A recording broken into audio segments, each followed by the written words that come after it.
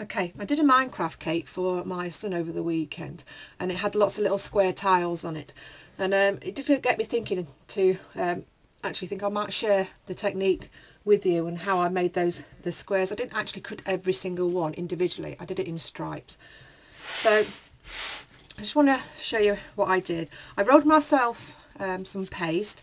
It's roughly about 3mm thick. So I rolled myself different colours. I did because there's grass and there's soil, and this one's going to be this one was lava. So this one was in yellow. So I rolled yellow paste out, popped it on some kitchen roll, and I airbrushed some red and some orange stripes across it, and then let it to dry overnight, just to firm off a little bit so I could carry on working the next day. And that's at the stage where it is now. So take your paste,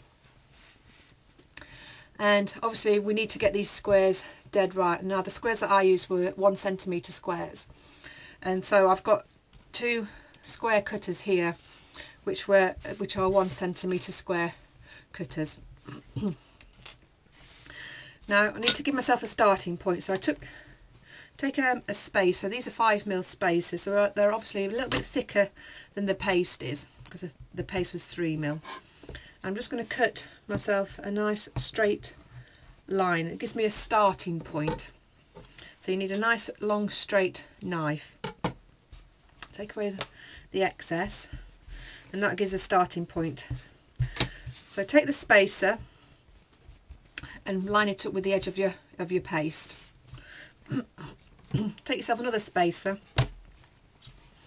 get the little squares, pop them either side of your paste. Make sure it's all buttered up to this spacer here, so you know that is now a centimetre strip, and hold that spacer which is on top of your paste nice and firm, and take away the one that it would button up against and the little square so you don't catch it with your knife, and run your knife down it so you've got yourself a strip. So do that several times. So again, put up, move your spacer, do your stripe. So they're quite firm now, so you can move them about and put up again. So you've got yourself several. Now the cake that I had 7 stripes. It was 7 by 7 squares, but you'll just measure whatever you need really. So if I do quite a few, I'd say just at least 5, you get an idea on how it works.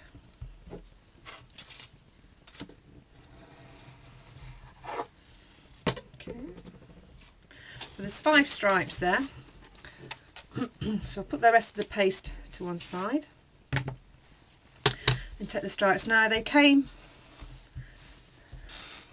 like that. If they're put back together in a jigsaw, not quite like that. You put them back together in a jigsaw, then they'd look like that, and they'd still have all the same sort of lines going through them with the airbrushes, you know, painted onto them. So you don't really want that. You want to jiggle them up a bit. So maybe turn that one around, leave that one and turn that one around. So they don't look so uniformed now, so they're all a bit jiggledy. Jiggledy, is that a word? We're going to use it anyway. So when you're happy with how they're sort of fitting together, get your spacer again. Get yourself a little angle, right angle. Pop it up, and again move your spacer so it's not in the way, and square them off. So now you've got a nice right angle on your paste. So you can get your spacers again, your little squares again, and do exactly the same thing again, but this time don't actually cut through, just mark along the top with a little knife. So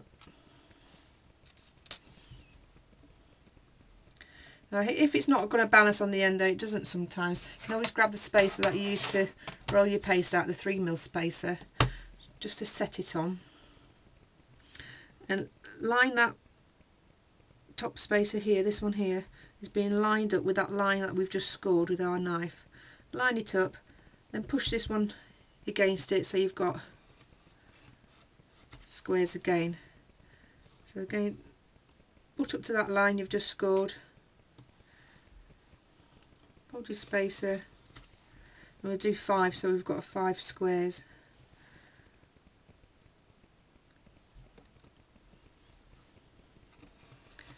There we go, and one more, although this one we'll be cutting through. So that's it, we've scored 5x5 grid now onto that. You can leave it like that, but it's a bit raggedy. I actually preferred to just get my knife again and give it a bit of a push into it, just to make that line look nice and tidy and a definite line. But obviously be careful when you're picking these up, because you have scored into the paste, and if you pick them up they will break open if you let them. Okay, so we're just going to cut through that last one, won't we? So cut through that last one, and then you've got a little 5x5 grid, and with that then I was popping that onto the cake.